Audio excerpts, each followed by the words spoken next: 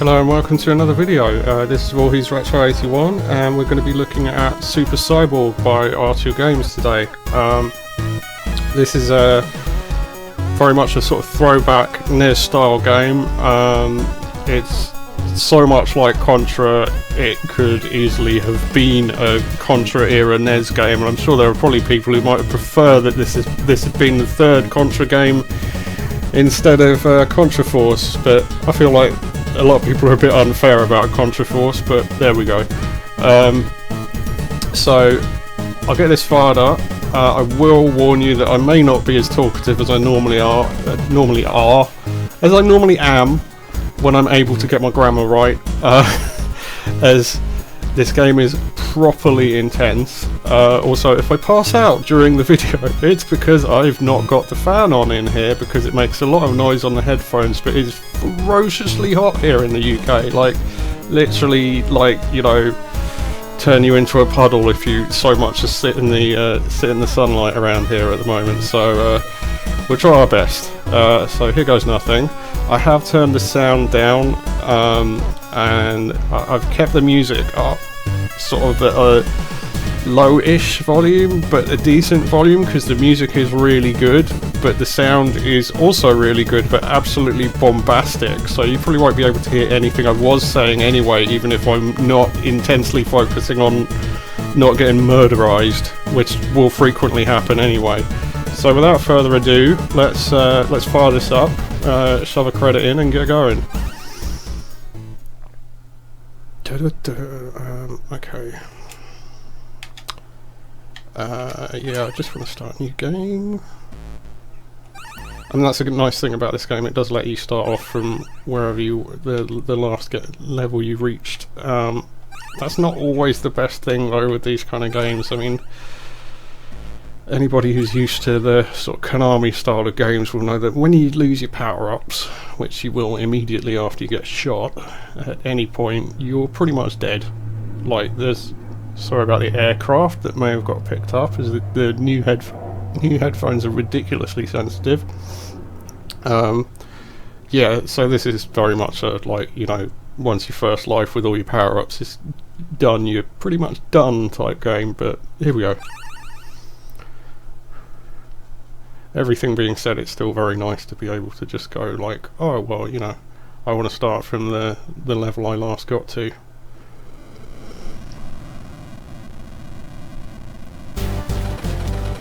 I really like the graphical style of this game as well. It's kind of like, it is very NES referential, but it's kind of like it's kind of like 8-bit plus type graphics. I mean, it's one thing actually. I was looking at footage a few months back of oh good grief, of the new enhanced Spectrum they're working on, and I mean, I don't know why, but the graphics for this kind of remind me of the look that they had going on those demos. It's like that kind of like, it's still 8-bit feeling, but it's definitely more advanced than what we would have expected from 8-bit games at the time. I mean, you see a lot of that now with the with what's been going on the homebrew scenes for the old 8-bit machines. Oh gosh, I feel like I had that really. Yeah, it's ferociously sharp on the collision detection in this game. It does have good collision detection, but it's very... if you screw up, it doesn't mess around with you. You know, it's one and done.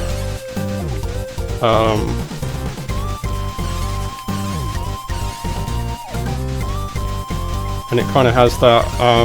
I don't know if anybody on here is familiar with Hotline Miami. It definitely has that sort of Hotline Miami style thing where it's like, oh, it's very, very sharp, like turn on a dime about collision.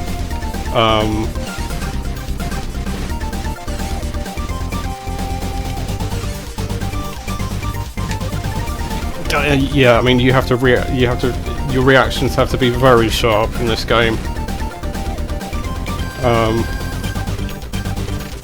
Oh, no, I want that one, thank you. So those R's speed up your shot fire a little bit, but honestly not so much as you'd notice, I'd say, anyway.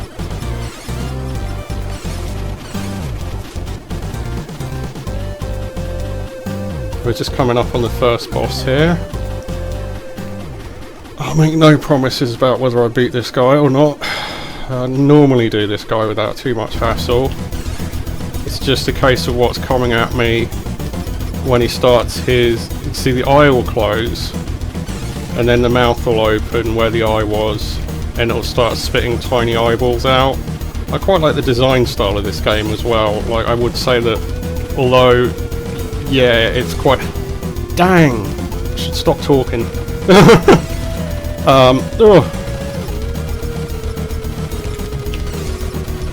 And of course it's a modern game, so heaven forbid that you should have the have a boss fight without there being 1,000 minions coming after you at the same time. I'm not oh man. Oh well. I'm not happy about that. I did a lot better. I did a lot better when the sound wasn't recording properly. Oh well, never mind. It's what it is.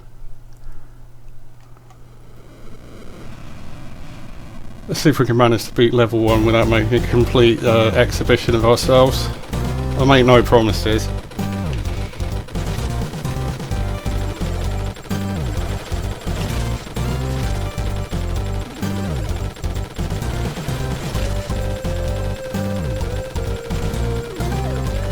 Well, one thing I think definitely sort of sets this game out from a lot of the other sort of the other retro but not retro type games, especially on the in the PC market at the moment, is the music. Oh man, that was a bit much. I mean, one of the problems is that you can get these guys like Contra style, they respawn continuously, and those pink ones will shoot bullets out at you while you're, you know, as they're running towards you. But one of the big problems is that you can very easily end up with one running right behind you, and they run so fast that they run at the same pace as your character.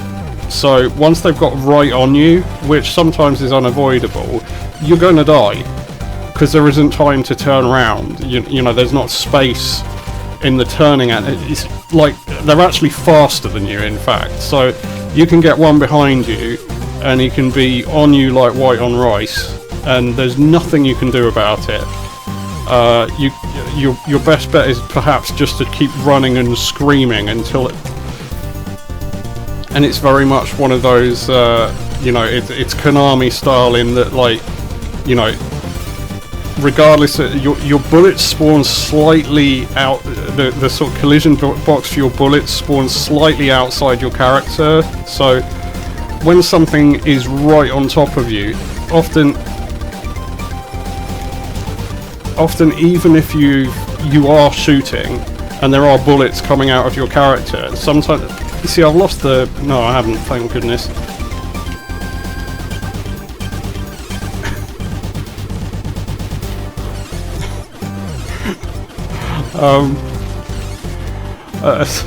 A good supporter of the channel asked if I'd be playing Metal Slug. Well, he asked about platformers in general and run and guns, and Metal Slug came up. I have considered playing a Metal Slug, but on the strength of this, if I'm trying to play Metal Slug well, it may be a silent video other than the sound of the video game playing in the background, because man, it's difficult to talk and play these really intense games at the same time. I mean, like,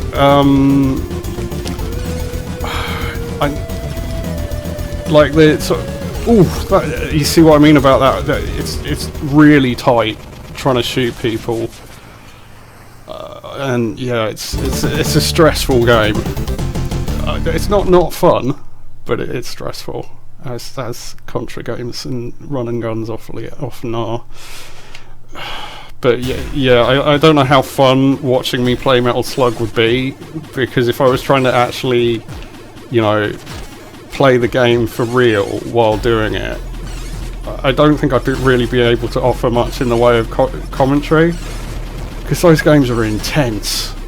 I mean, not saying this isn't, and some of the other games I have played are pretty intense as well, like Strikers and Ghostblade I've done before, and you know, they don't. Those games are no joke, but I mean, these kind of these sort of 80s, 90s hard platform games are just high ferocity, basically. I mean, I think, oh gosh, I think I'm going to call it a day once when I lose this final life on this, because I'm not going to get a lot further while talking, put it that way. Oof. It's very easy to get pinned down in this game, as I'm sure a lot of people are noticing as they watch.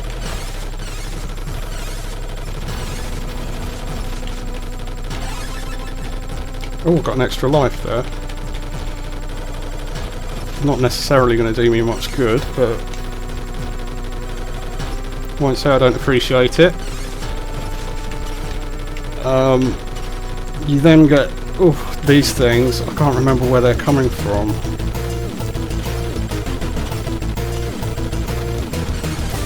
I think if I remember correctly, they're actually. Oh, that was close. I think they're coming from the boss. Oh no, there's like a sorry, I'm gradually remembering this game as I'm playing through it. There's like a weird this thing. I mean, one game I am not in any way, shape or form, doesn't matter how nicely people ask me for it, playing on the channel, is Cuphead. I mean, I have Cuphead, and I do enjoy Cuphead, but I'm awful at it, and like, you know, there's no chance of coherent commentary coming from me while I'm trying to play Cuphead, because I'm not. Oh, is that a lot? No. Okay.